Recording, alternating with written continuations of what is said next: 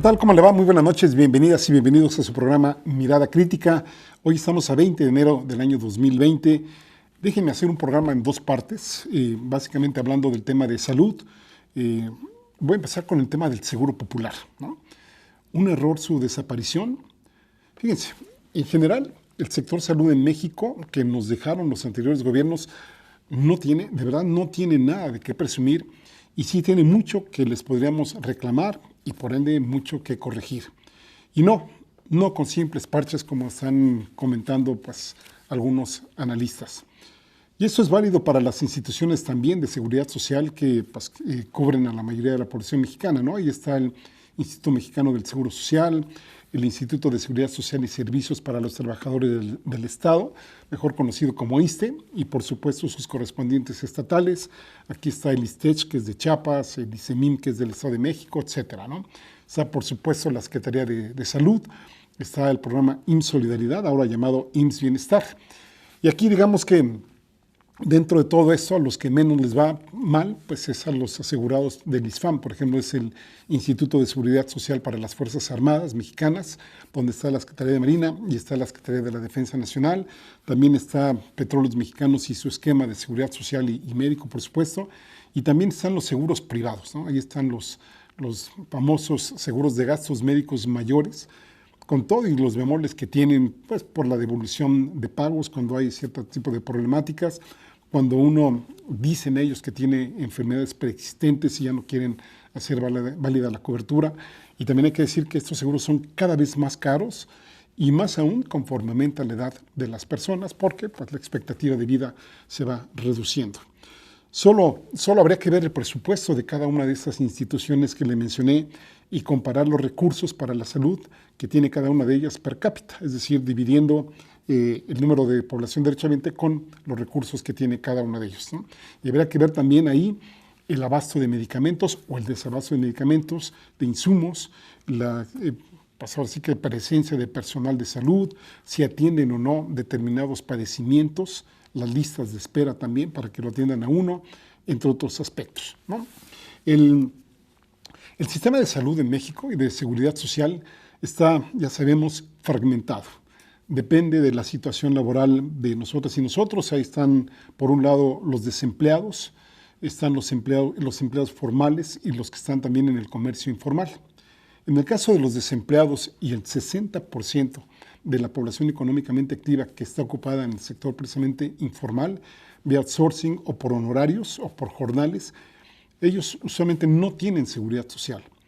Según la Constitución Política de los Estados Unidos Mexicanos, todos tenemos derecho a la salud.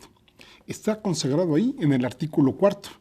De ahí que desde el siglo pasado, en ese entonces Secretaría de Salud y Asistencia, que ahora se llama Secretaría de Salud, atiende a lo que técnicamente se denomina como población abierta, es decir, población que no tiene seguridad social por IMSS, ISSSTE, etcétera, ¿no? Eso sí, históricamente la Secretaría de Salud pues, ha tenido mucha escasez de recursos, ¿no? Y pues obviamente esto a pesar de que es la cabeza del sector. A los que sí tienen un esquema de seguridad social, cada institución los debe atender, aunque ya sabemos que muchas personas acuden directamente a las farmacias, se automedican o bien pues no se atienden, sino que pues ahí se la pasan a ver cuánto les dura o no la enfermedad. Otro punto importante es el financiamiento de los servicios de salud, ¿no? Por ejemplo, en el caso de la Secretaría de Salud, el financiamiento lo otorga íntegramente el gobierno vía nuestros impuestos. Los del IMSS, estos se otorgan los financiamientos del trabajador, el gobierno y los patrones.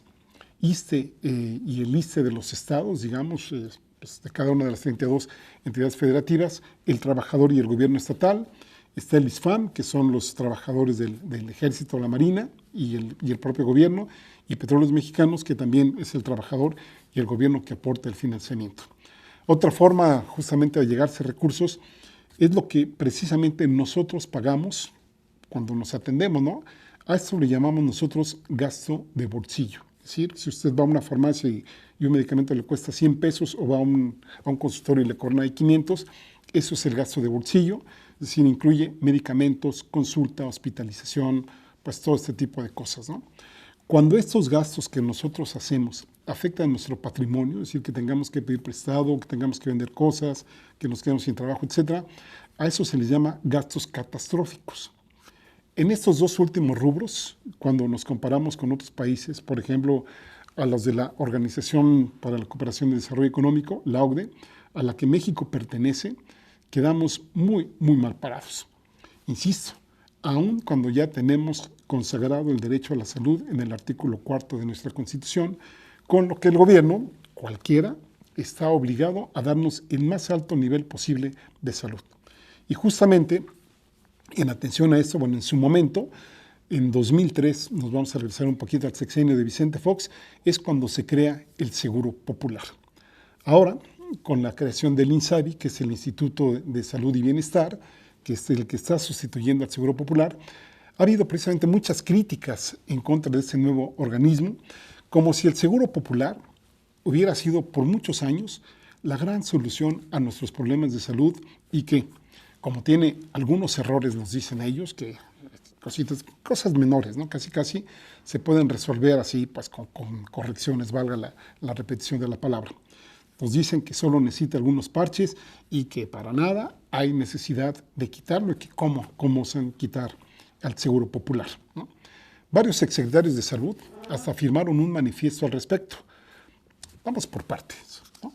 Primeramente, déjenme hablar del Seguro Popular, ¿no? A ver si efectivamente resolvió los problemas de salud del país. Les voy a pasar una serie de gráficas, ¿no? De que corresponden precisamente a la OCDE, no son de la UAM Xochimilco, ni gente de izquierda, ni mucho menos, sino son informes que esta organización saca anualmente. Perdónenme que les ponga las gráficas en inglés, pero bueno, ahí las vamos a ir comentando. El informe se llama Health at Glance, que significaría así una mirada rápida a la situación de salud y que corresponden, bueno, el informe del 2019, pero que tiene datos, pues los más actualizados son para 2017. Compara indicadores clave para la salud de la población y el desempeño del sistema de salud en sus países miembros, países candidatos y socios de esta organización. El informe destaca cómo los países difieren en términos del estado de salud y el comportamiento de búsqueda de salud de sus ciudadanos. También mide el acceso y calidad de la atención médica con algunos indicadores y también los recursos disponibles para la salud. El análisis entonces se basa en los últimos datos comparables. Déjenme mencionarles algunos, ¿no? Por ejemplo, la esperanza de vida de nuestro país, estamos 5 años por debajo del promedio. Espérenme tantito, ahorita se las pido, estamos 5 años por debajo de la OCDE. Nuestra esperanza de vida es de 75.4 años contra 80.7 años. Mortalidad evitable, digamos, es una tasa que nos mide el número de muertos que pueden haberse prevenido contra, digamos, y como denominador 100,000 personas. México tiene 367 contra 208 de la OCDE. Morbilidad por enfermedades crónicas, por ejemplo, diabetes mellitus, 13% de nuestra población adulta tiene diabetes mellitus contra el promedio de la OCDE, que es el 6.4%. Sobrepeso u obesidad, tenemos el segundo lugar de esta organización con 72.5% de la población adulta con este indicador sobrepeso u obesidad. En niños tenemos el primer lugar, 37.7% contra 31.4% de promedio de la OCDE. Bueno, terribles estos datos, ¿no? En diabetes mellitus, México tiene la tasa más alta de ingresos hospitalarios entre 2002 y 2007. El número de admisiones por amputaciones relacionadas con la diabetes mellitus aumentó en más del 10%, un empeoramiento preocupante en la calidad del control y el tratamiento continuo de la enfermedad. Calidad de la atención baja, ingresos hospitalarios por diabetes mellitus son casi el doble que el promedio de la OCDE. Por ejemplo, nosotros tenemos 249 por 100,000 personas. La mortalidad a los 30 días después de un ataque cardíaco es casi 4 veces mayor en nuestro país que el promedio de la OCDE, 27.5 contra 6.3. Ahora sí, si me pueden pasar las gráficas, por favor, que tenemos por aquí. Traemos pues, algunas. Esta figura, no, si ustedes la ven, obviamente, seguramente no van a distinguir los nombres de los países porque están muy chiquitos, pero lo que nos habla es que México, les decía, tiene una tasa de enfermedades de mortalidad por enfermedades prevenibles de 212. Vean, casi estamos hasta abajo, y el país que menos tiene 72 en las prevenibles. Y del otro lado, las que dice enfermedades tratables, pues también estamos en el penúltimo lugar con 155, ¿no? Cuando el que menos tiene pues es Suiza, por ejemplo, que tiene 40. En la siguiente gráfica podemos ver lo que les decía de la diabetes mellitus. Tenemos el último país, tenemos el 13% de nuestra población adulta con diabetes. Vean, ahí está el promedio de la OCDE con 6.4 y el país que menos tiene es Irlanda con 3.3. Siguiente cuadro. Bueno, tampoco lo vamos a alcanzar a leer, pero sí pueden distinguir que México está hasta abajo. Tenemos una cobertura poblacional de servicios de salud de 89.3%, cuando la gran mayoría ya le están rozando al 100%. Están, el indicador de la OCDE es por el 98-99%. Siguiente cuadro que podemos ver por acá. Este no está completo, lo corté porque, bueno, la lista de países hacía más invisible, digamos, este cuadro, pero tienen aquí varias columnas, ¿no? Por un lado tienen todos los servicios, la OCDE cubre 73% en promedio de los países que le integran todos los servicios, nosotros solamente el 52%, la atención hospitalaria, la OCDE 88%, nosotros 66%, la atención en consulta externa, digamos, ahí es donde mejor estamos, 85% contra 77% de la OCDE.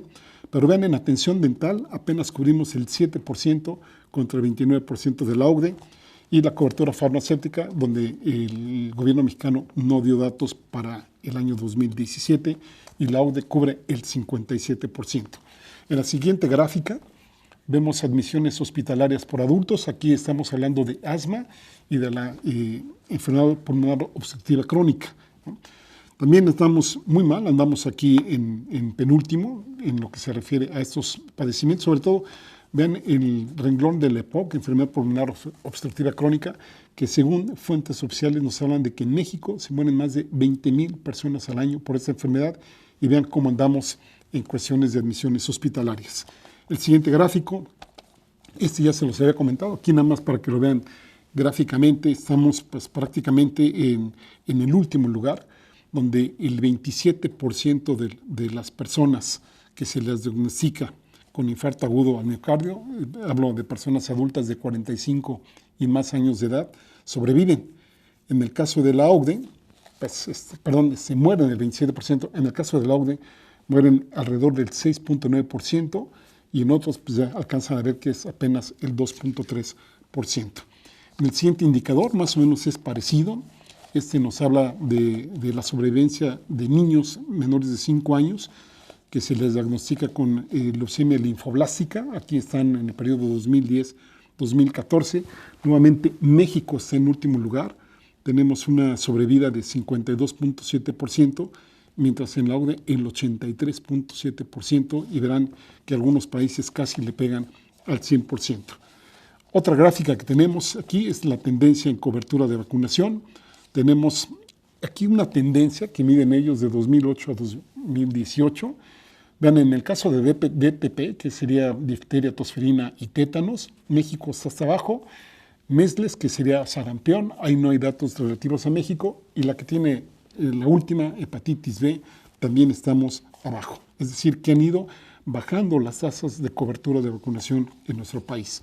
La siguiente gráfica nos habla de gastos en salud per cápita, es decir, cuánto nos tocaría si dividiéramos todo lo que se gasta en salud, cuánto les tocaría a cada habitante.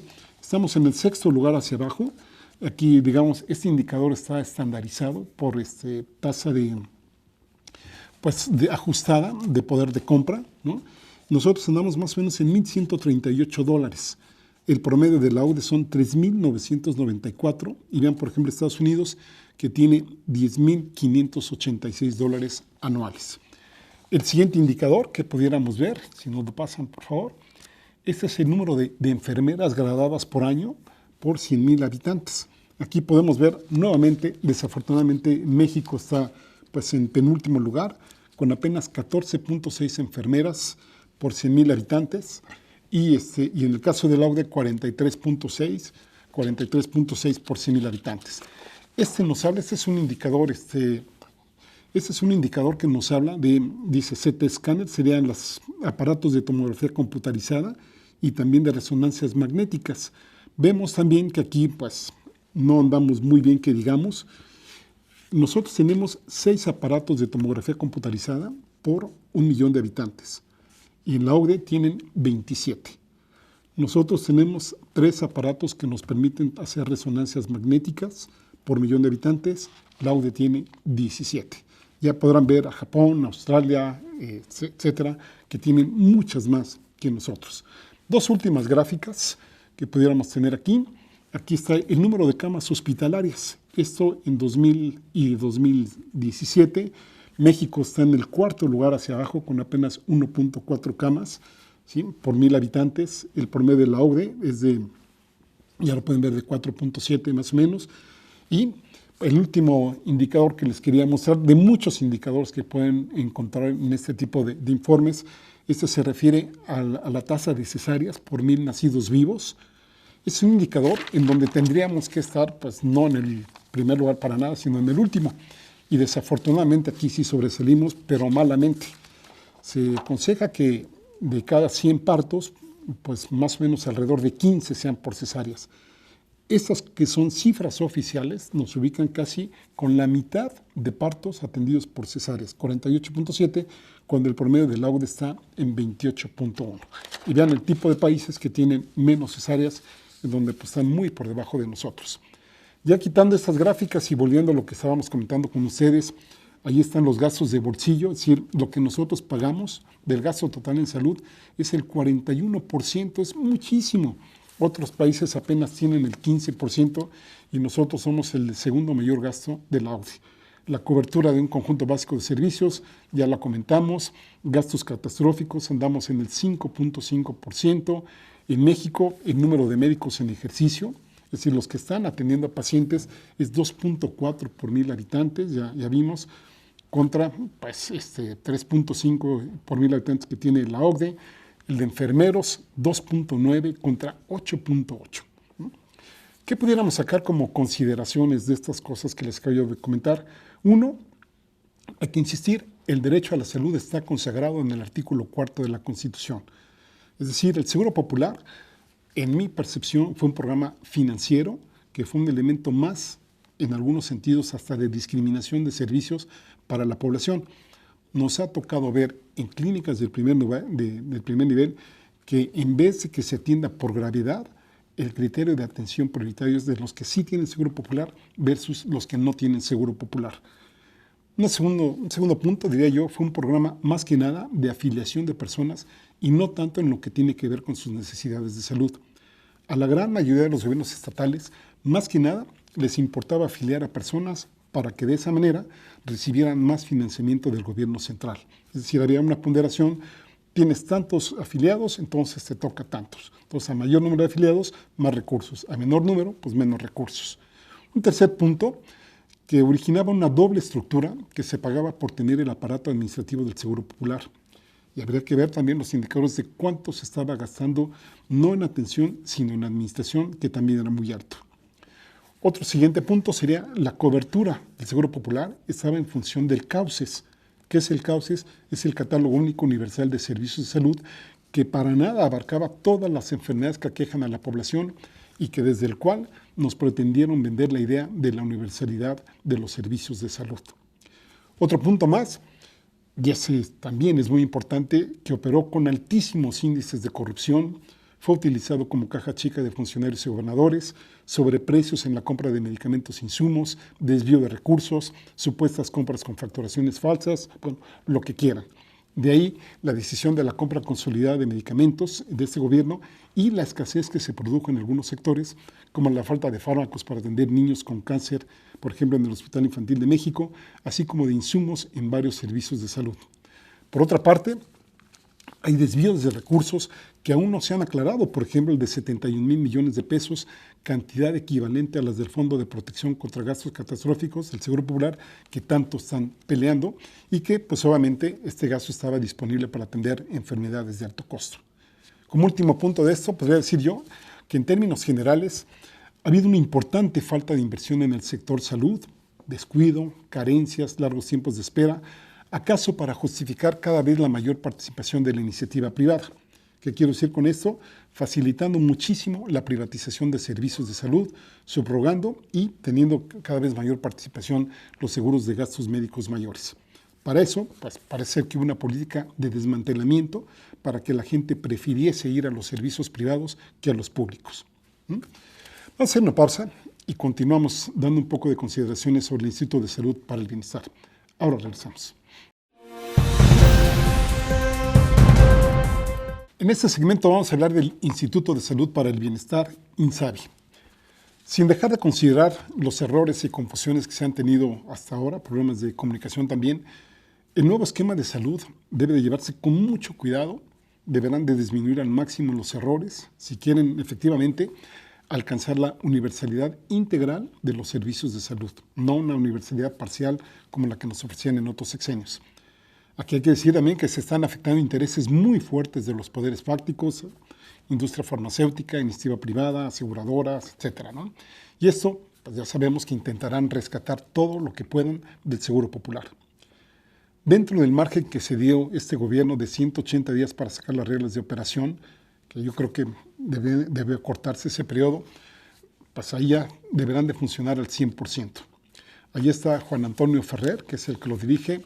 En lo particular no me gustó ese nombramiento, pero bueno, pues ya está designado. Ojalá lo haga de la mejor manera posible, si no, pues habrá que exigirle que lo haga. Y él pues deberá tener una curva de aprendizaje más que veloz, con un cuerpo de asesores que le disminuyan al máximo posible cualquier tipo de error. Además también deberá de enfrentar los retos del propio Instituto, ¿no?, de Salud para el Bienestar.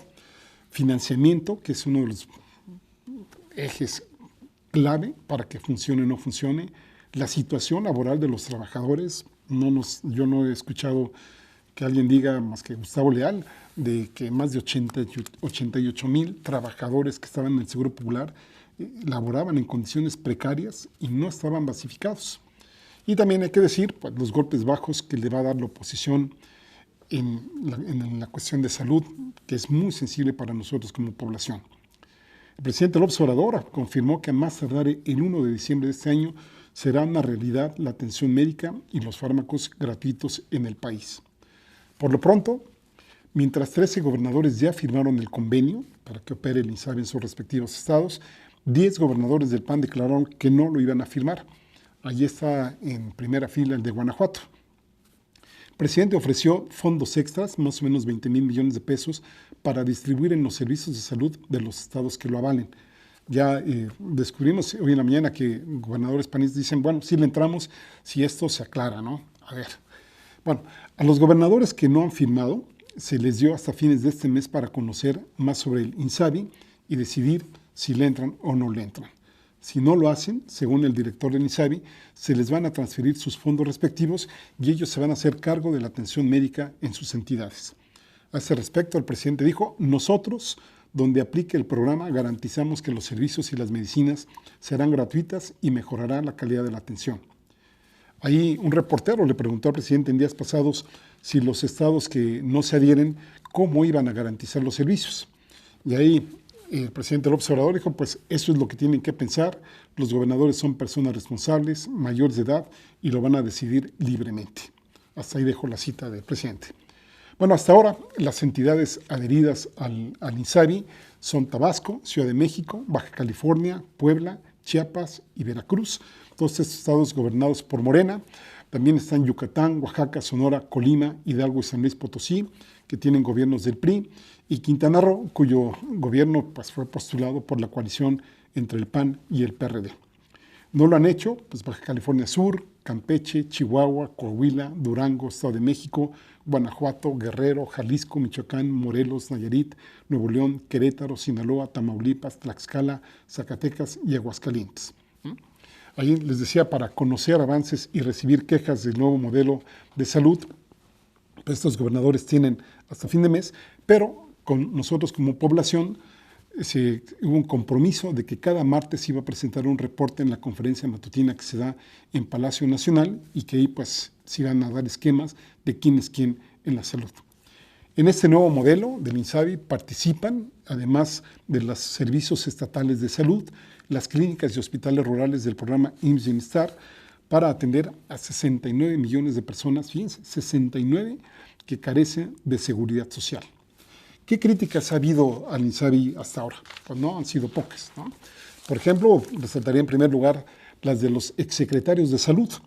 Sin pretender defender para nada al actual presidente López Obrador, yo les preguntaría cuándo recorrieron los presidentes de México o inclusive los propios exsecretarios cada uno de los estados del país, pues, y viendo las clínicas, no una o dos por estado, ¿no? Sino pues la gran mayoría, clínicas y hospitales públicos, para ver las condiciones de deterioro en que estaban funcionando los servicios de salud. A mí no se me puede olvidar cuando Carlos Salinas de Gortari, poco antes del levantamiento armado del EZLN en 1994, inauguró la clínica de Guadalupe Tepeyac, ¿no? Ahí, este es un ejemplo de lo que se hacía, ¿no? Se tomaba la foto en las inauguraciones de los hospitales, a los que llevaban el equipamiento, ¿no? Todo ahí súper moderno, etcétera, para la foto, y un día después, como dirían algunas películas, pues todo lo vaciaban. Se pedían prestados equipos, camas, etcétera, de otros hospitales o clínicas, los llevaban a donde iba a ser la inauguración y después pues ya los devolvían, con lo cual quedaba el puro cascarón. Insisto, ¿cuántas inauguraciones de servicios habrán sido de esa forma? Otro ejemplo, aquí en San Cristóbal de las Casas, el gobernador del anterior, Manuel Velasco, también inauguró varios cascarones, de la misma mecánica que le estaba yo comentando. Cuando conocieron las clínicas, el doctor Frank, Julio Frank, que tanto ha estado saliendo a los medios, el doctor Guillermo Soberón en su momento, Chertorivsky, que también ha estado muy activo, el doctor José Narro y demás exsecretarios de Estado. Hizo algo el doctor Julio Frank cuando murieron aquí en Chiapas más de 30 niños en el Hospital General de Comitán en diciembre de 2002. Ahí Frank era el secretario de Salud, él estuvo en el periodo con Fox de 2000 a 2006. Sí hizo cosas el doctor Frank. Seguir en Europa con su campaña para ver si podía dirigir la Organización Mundial de la Salud. En ese entonces, los primeros en llegar fueron médicos cubanos a dar su apoyo. Ha habido otras críticas, ¿no? Por ejemplo, otra columnista habla de caos comunicativo, operativo y financiero, sobre todo para las familias que tienen que pagar los servicios de tercer nivel y que los puede llevar a gastos catastróficos.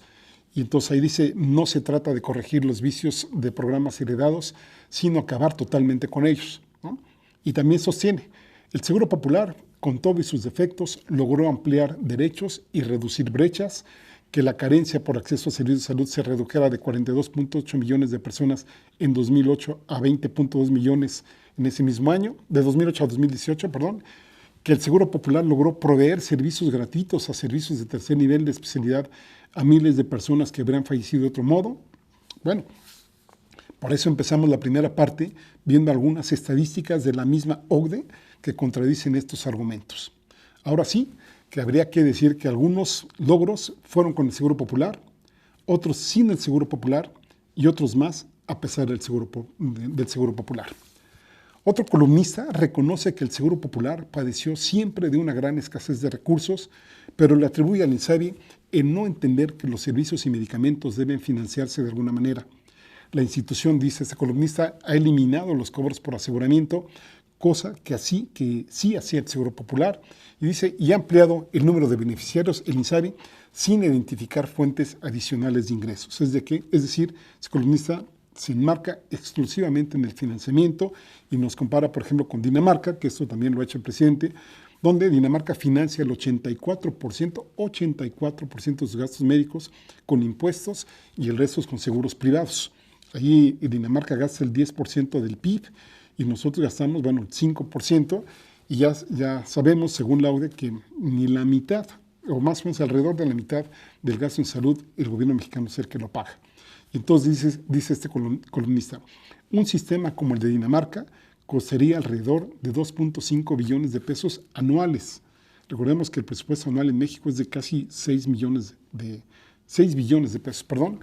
Y aquí, pues qué tan cerca estamos, la Secretaría de Salud tendrá en 2020 un presupuesto programable de 128.600 millones de pesos, es decir, 20 veces menor. Habría que ver, ahí sí efectivamente, pues que le den más recursos al sector salud. En defensa del INSABI, otro columnista, no di nombres de los dos anteriores que leí, uno fue Sergio Sarmiento la primera fue Denise Dresser, un columnista que ha salido en defensa de Insabi, que ya no escribe en el Universal, por cierto, Hernán Gómez, ¿no? Reconoce que la transición debió haberse hecho de manera más cuidadosa y planeada, con todas sus reglas de operación en forma y claridad en el esquema de financiamiento y una campaña previa de comunicación. También Hernán recomienda que quizá hubiera sido mejor posponer el inicio de Insabi hasta el próximo año o cuando estuviese realmente listo. Dice, pero que la decisión no fue técnica, sino política, y que las resistencias a estas decisiones tomadas por el presidente son enormes y de varios lados. Y ahí pues, él también habla de los distribuidores de medicamentos, políticos, gobernadores, corporaciones sindicales, etc. Y escribe Hernán, con esos actores, copartícipes en mayor o menor medida de un esquema de corrupción que se llevó 9,000 millones de pesos en tan solo 8 estados, era difícil negociar el nuevo mecanismo. Continúa Hernán, el escenario actual dista mucho de ser el caos que algunos buscan presentar. Es falso que sea una decisión improvisada porque el asunto, que forma parte de los 4 temas que más le importan al presidente, se viene discutiendo desde antes de la elección. Recordemos, la elección fue el año pasado, 2018, julio. No cabe duda, escribe Hernán, que el tamaño de la reacción es proporcional a los intereses que afecta. En mucho interviene el papel de las empresas dedicadas a la distribución de medicamentos, especialmente las 3 que han concentrado el 70% del mercado y que hicieron un negocio redondo, tanto con la distribución de medicamentos como con la gran cantidad de servicios que les fueron subrogados con pagos altísimos. Aquí supongo que se refiere, por ejemplo, pues a las diálisis, ¿no? A los pacientes que tienen insuficiencia renal. Y cita como ejemplo al grupo PISA, poderosa farmacéutica con sede en Guadalajara.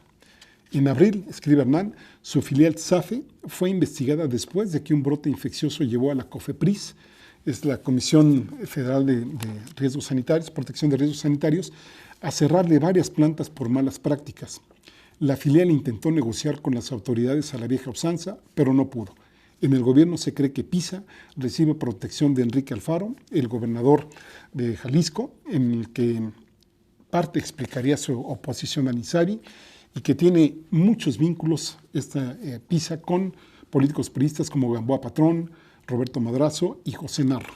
También tiene vínculos con Miguel Ángel Yunes, que todavía le vende medicamentos al ISSSTE. Y fíjense lo que escribe Hernán, que se me hace sumamente interesante. Dice, no es casual que se haya buscado manipular a la opinión pública con historias de niños y medicamentos y pacientes con cáncer que estarían siendo abandonados por este gobierno. Y se pregunta, ¿por qué el ataque mediático se concentró en el ámbito oncológico? ¿Porque PISA es el gran fabricante de medicamentos contra el cáncer en el país? El tamaño de la corrupción, dice él, y el dispendio en el sistema de salud son tan grandes que el gobierno calcula posible alcanzar sus planes en el sector si logra, por ejemplo, llevar más lejos la política de compras consolidadas, lo que ha permitido pagar significativamente menos medicinas, o si se deja de gastar hasta 3 veces más de lo que realmente cuesta construir un hospital. Es natural que quienes ven que este camino va en serio estén poniendo el grito en el cielo.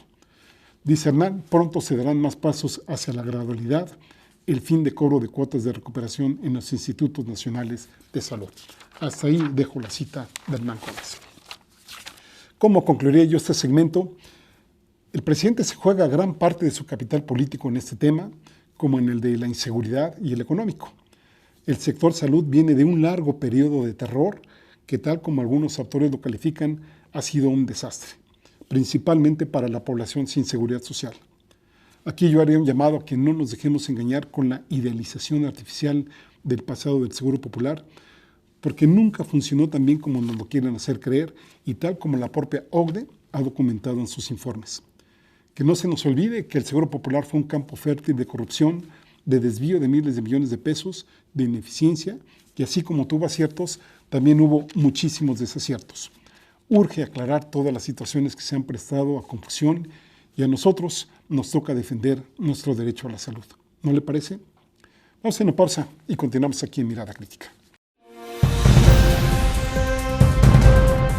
Vamos a pedir a la producción a ver si nos pasa los cartones de la semana, no sin antes agradecerles su participación, su apoyo. Ya la campaña de recaudación de fondos para rompimiento va en un 90% más o menos, de 300,000 que se fijó la meta, que vence, por cierto, este viernes 24 de enero, ahí ya se acaba, pues se llevan 270,110 pesos. Muchas gracias por su apoyo. Bueno, ahora sí, viendo los cartones, vamos a pasar a este primero de Helio Flores. Vamos a comenzar con el tema del avión, ¿no? Este avión que ha dado tantos memes, tantas críticas, que si se rifa, que no se ha podido vender como parece que hubieran deseado. Y aquí está este primero de Helio. Déjenme no pasarles tantos memes, que eso seguramente pues ya los vieron ustedes, sino los que pocos se ven. Aquí está este de Helio que dice: ¿quién sería el responsable que lo compró? Y atrás está Calderón, que pues yo no le he visto algún pronunciamiento al respecto. Y también hay que hacernos una crítica, que así como criticamos lo que algunos consideran una ocurrencia, esto por ejemplo de la rifa del avión, pues hay que criticar quién lo compró y pedirle rendición de cuentas, ¿no? ¿Por qué compraron este avión? Y luego Peña Nieto peor, porque además le metió más lana y le metió unas adaptaciones que, bueno, pues ahí está invendible hasta ahora el avión. Un segundo cartón, este es del Fisgón, ¿no? Aquí tiene estos dos personajes que comentábamos. Dice: en todo el mundo no van a encontrar a alguien que sea tan tarado como para comprar ese avión. ¿Y quién lo compró primero? Pues ahí lo tienen. Un avión de, creo que 280, 300 plazas para un presidente, adaptado para una comitiva de 80, de verdad, no tiene perdón, ¿no? Bueno, como muchas cosas que no tiene perdón. Helio hace otro cartón hace el respecto, y aquí pone a Peña Nieto, ¿no? Y pues parado en bolsas de dinero, que van ustedes a saber cuánto dinero tiene este señor. Y dice: yo compro todos los boletos de la rifa, ¿no? Que parece que ahí promovían a 500 pesos el boleto. Rapé también hace alusión a este tema, ¿no? ¿Y se acuerdan ustedes aquella serie de la Isla de la Fantasía, que pasó por ahí en la década de los 80, de los 90, no me acuerdo? Y pone, pues se acuerdan, a Tatú, y el otro personaje que estaba ahí, dice: ya viene de regreso el avión, ahí Calderón, y le dice: sí, Tatú, ¿no? Extraño cuando nos paseaban en él, creando la fantasía de que éramos un país de primer mundo. Bueno, lo paseaban a él y a su familia. Habría que ver también las bitácoras, esta la sacó el equipo de Aristegui, y el uso que le dieron a ese avión, que costó miles de millones de pesos, pues nada más, eso sí que, como dirían, eso sí calienta, ¿no? Siguiente cartón. Aquí tenemos ya, hablando del INSABI, el Seguro Popular. Este fue el tema que tratamos el día de hoy. Este cartón es del Fisgón, ¿no? Y está varios médicos auscultando una bolsa de dinero, y dice: pues según mi diagnóstico, era mejor el Seguro Popular. ¿Cuántos negocios y operaciones por ahí irregulares habrá, pues medio escondidos, muy escondidos, o incluso a la luz pública en el Seguro Popular?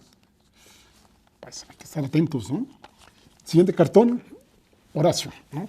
De las críticas, muchas críticas que le han hecho al INSABI, ¿no? Y de cómo se manejó esto. Horacio, desde el Milenio, pues ahí vean, es duro esta crítica. Dice: supongo que tendría que ser San Pedro, ¿no? Por lo que siempre hablamos coloquialmente de que es el que nos recibe en el cielo. Dice: ¿por qué moriste, hijo?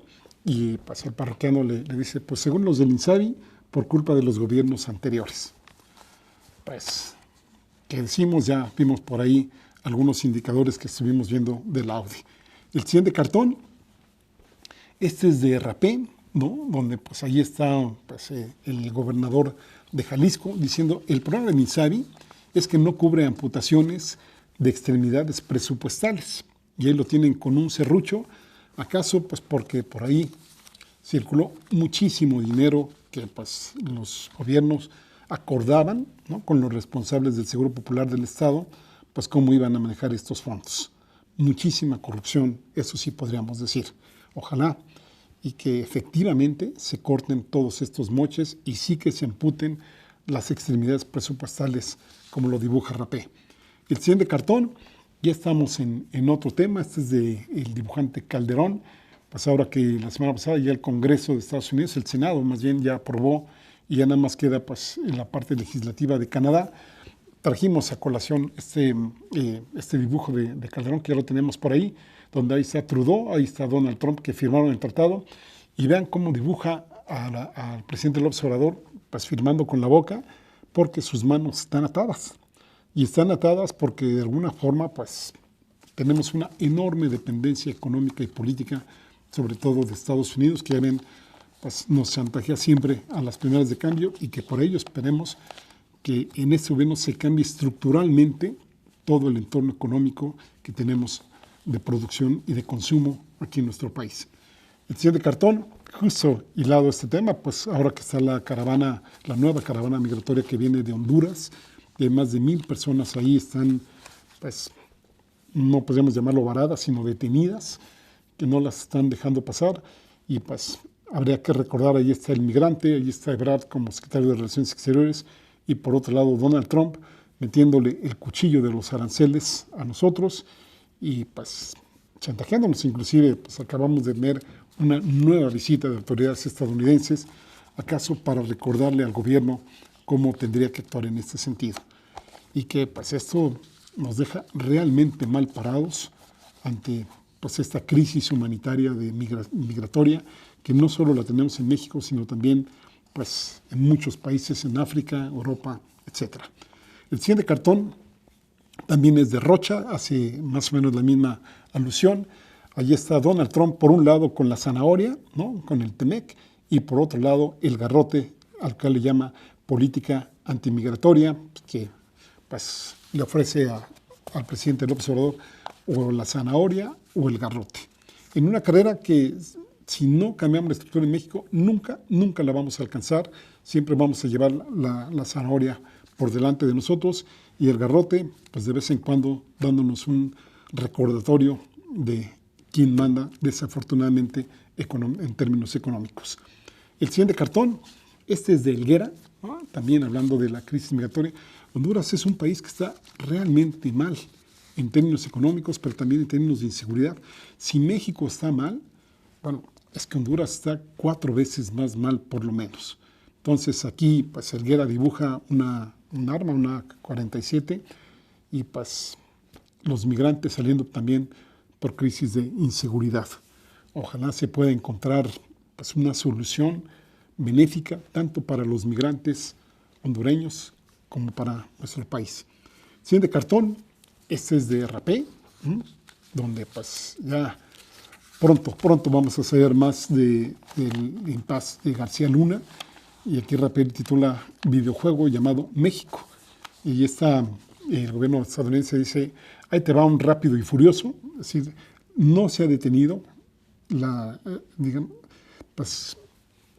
importación de armas de Estados Unidos. Bueno, no quisiera llamarlo importación, ¿no?, más bien dicho, el paso de armas, el trasiego de armas sería el término correcto, de armas estadounidenses hacia aquí a México, y ahí está Calderón diciendo, pues ahí te va un García Luna. Uy, debe estar temblando Estados Unidos, al contrario, me parece. Y un último cartón, pues es el de Chelo, donde pues ahí está el uso de los celulares. Ayer estuvimos viendo un documental es un documental chileno, donde hablan que inclusive el uso de los celulares pues interfiere con las abejas, porque parece ser que a través de las ondas electromagnéticas que se emiten, pues les interfieren las señales que utilizan ellos. Y qué decir de nuestras niñez mexicanas, bueno, pues todos quien no está inmerso en el celular, y ahí un poco pues ocupando sitios, desbancando a los libros, etcétera, que es donde tendrían que ser su principal fuente de información nuestros hijos e hijas. Bueno, pues eso es todo por hoy. Que les vaya muy bien, que tengan muy buen inicio de semana. Hasta la próxima y sigan aquí en rompeviento.tv.